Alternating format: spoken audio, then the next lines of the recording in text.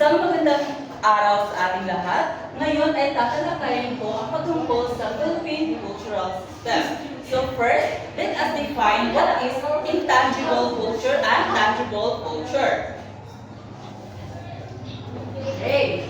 First is cultural system. It is a complex network of elements that contribute to the formation and expression of culture. It encompasses both objective and subjective aspects of cultures, including the beliefs, values, practices, and institutions that shape the society.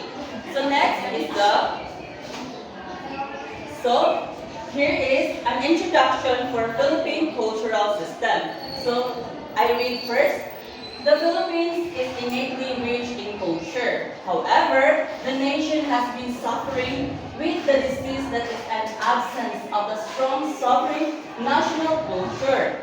Since the 19th century, when the Western invasion was at its peak, for the most, the country has been trapped between the local tradition and modernization.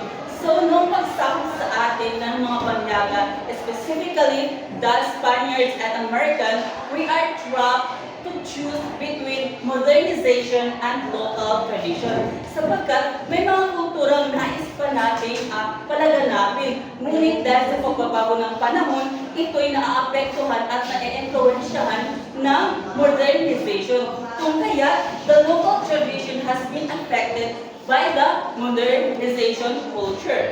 It is stated that pop culture has a greater impact in choosing the tradition of the people in a society. So next, Philippine tribes has been retained some of the older tradition of oral storytelling and art forms such as rattan weaving, wood carving, and textile weaving. Filipino music has synthesized the best of its Spanish and American past, although unique folk dances such as tinikling and singkil continue to be popular. So in the Philippines, the oral storytelling is a very famous. So makikita natin sa iba't ibang dako ng bansa na mayroon silang mga oral o mga oral na panitikan na nagpapasalindila magpahanggang ngayon. Dahil ang Pilipinas ay binubuo ng mga pulo at nagkakaroon ito ng kanilang mga uri ng panitikan na kung saan ito ay napapasa sa mga henerasyon. Next is the material culture. Ano nga ba yung material culture at paano natin ito matutukoy at paano natin ito ma-differentiate sa intangible culture? So, material culture also stands for tangible culture. It means na nahahawakan natin ang mga kulturang ito. Gaya na lamang ng definition na ito na tumutukoy na material culture refers to the physical objects, resources, and space that people use to define their culture. This includes architectures, artifacts, and food. So, malalaman natin kung ano-ano nga ba yung mga nakapaloob sa material culture. So, una na dito ang mga pagkain.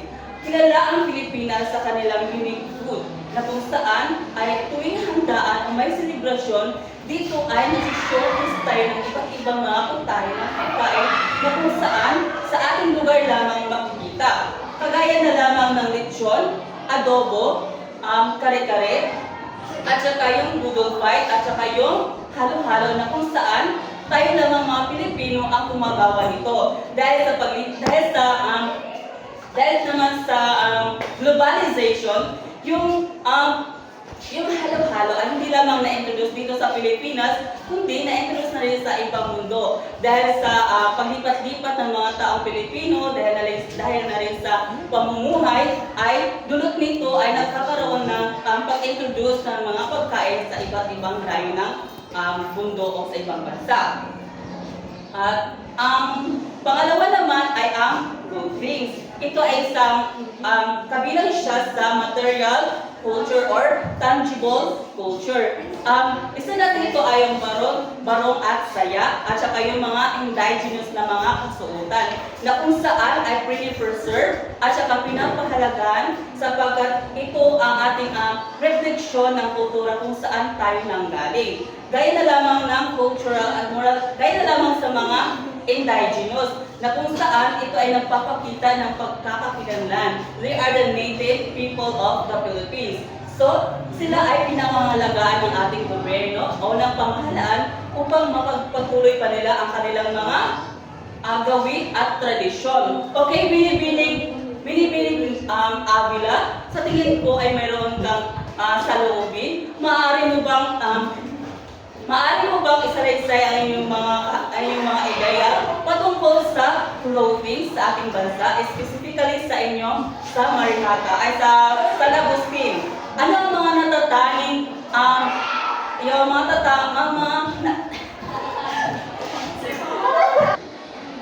So, ito yung mga traditional or yung mga material culture na under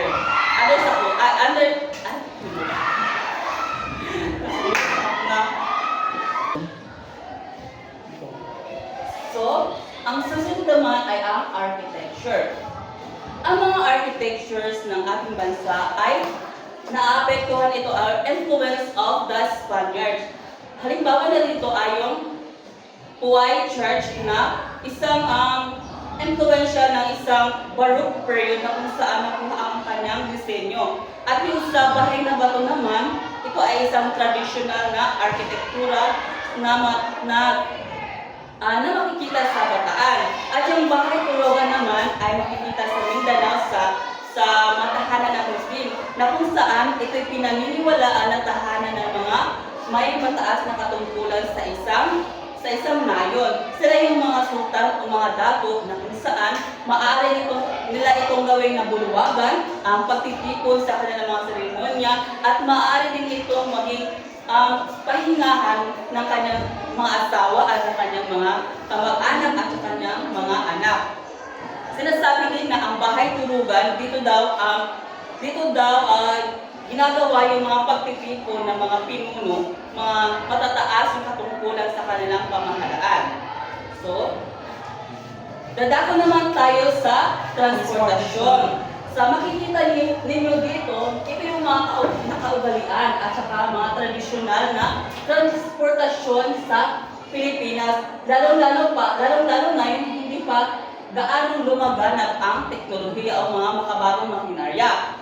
Tulad na lamang ng kalisa. Ito karaniwang ginagamit sa Maynila. Makikita natin sa Rizal Park Vegan. Sa Vigan na ito ang ginagamit nila na bilang transportasyon. At ito naman, kung makikita niyo, para siyang isang bangka na ginagamit sa Cebu during the Sinulog Festival. Ito ay, I don't know kanina. Dili na Venta. Yes. Venta Festival sa Cebu. Tapos, ito naman yung pinaniwalaan sa Butuan City ng bangka na kung saan pinaka-luma. Kumbaga, isa ito sa mga historical na discovery sa Butuan na maaaring kanilang pagyamanin sapagkat itong bangka nito ay nagre-representa na yung pagpunta dito nila ni Magellan ay ito yung mga bangkang ginamit. Oo. So kumbaga, hindi pa man dumating ang mga Espanyol ay mayroon ng mga bangka ang mga tao dito sa Mindanao, lalo-lalo na sa Butuan. Okay? Dumako naman tayo sa non-material culture. Okay, Binibining J, maaari mo bang basahin at magbigay ka ng inyong mga ideya at palawakin mo pa ang aking ibinigay na definasyon. Non-material culture is non-physical ideas that people have their culture, including beliefs, values, roles, norms, morals, language, and institution. So gaya nga ng ibinigay mong definisyon ng non-material culture, napapasok rin dito yung mga panitikan ng isang lugar o ng isang nayon, kagaya rin ng mga values sa mga paniniwala nila, mga mythical creatures, kung paano nila napalaganap o lalong-lalo na sa paggamit nila ng oral na paggamit para mas mapalaganap pa ang mga non-material culture na ito. Okay? Napakahusay. Bigyan natin si Binibining Jade ng 5 bagsak. Okay, 1, 2, 3, go!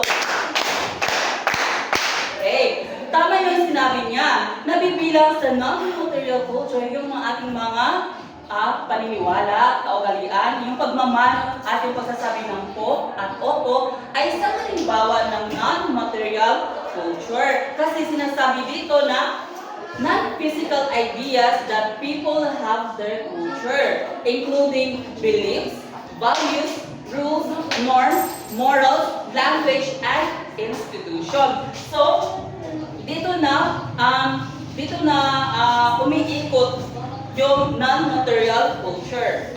So, tingnan natin kung yung mga nakakapanood sa non-material culture. Una na rito ay communication, symbols, and language. Okay, may katanungan ako. Ano nga ba ang pinakauna na paraan ng pagsusulat sa ating bansa? Baybayin. Baybayin. No? Ano ba? Alibata. Data. Tama. Ang form of writing. Bye-bye. Baybayin. Yes, Sure from na? writing. Yes. Okay. Ano naman yung tawag sa alpabeto ng Bye-bye ng alpabeto. Ang alibata. Ang pagsulat. Dili. Baliktad ko. So, sinasabi na yung pamamaraan o way of writing natin ay yung baybayin. So, isa na rin ito makikita yung ating alpabeto. Hindi siya sinasabing abakada kasi Yes. diba, hindi siya abakada na A-I-E-O-O. So, dito sa languages, mayroong there are 187 languages or dialect in the Philippines. 183 are living and 4 are extinct. So, kabilang na dito sa dialekto yung Matandaganon, Tagunon, Ulanon, tsaka yung mga mga waray. So, dito napapabilang. So, kasi kung sinasabi nating language, mayroon lamang tayong isang lingwahe talaga na ginagamit at pangkalahatan yung Filipino language. So, masasabi natin na napakahalaga ng ating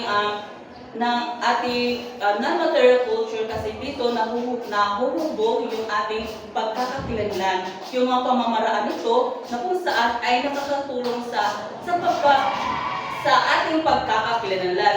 Lalong-lalo na yung baybayin na dito lamang sa Pilipinas makikita at matutuhay.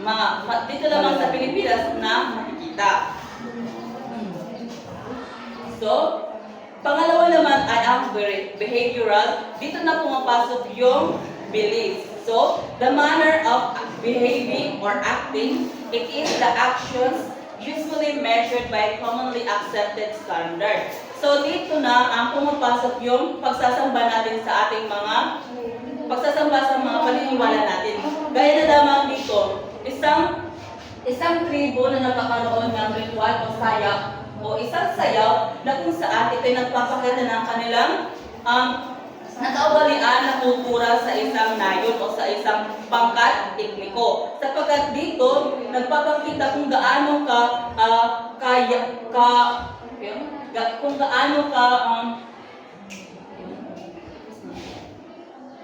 okay. So, makikita din natin sa ikalawang litrato na maaari ito isang pagsamba yung pagsamba sa mga anito. Di ba kung makikita natin mayroong parang isang babaylan dito at saka yung may isang estatwa sa likod niya na parang sinasamba rin nila. So, sunod naman ay ang cognitive. Dito na pumapasok yung pagsasabi natin ng po at opo, pagmamano, pagrespeto sa mga nakakatanda, at pagbibigay ng payo ng mga magulang sa atin. So, state that cognitive, the mental process of perception, memory, judgment, and reasoning with emotional and volitional processes. So dito naman makikita natin yung mga yung kung tinatawag natin sa Bisaya na kamatasan, yung mga magandang asal na itinuturo sa atin ng ating mga magulang. Yung pagsasabi ng po at opo ay isang mahalagang respeto sa mga nakakatanda sa atin. So, doon na siguro nagtatapos ang aking pagmulat at maraming salamat.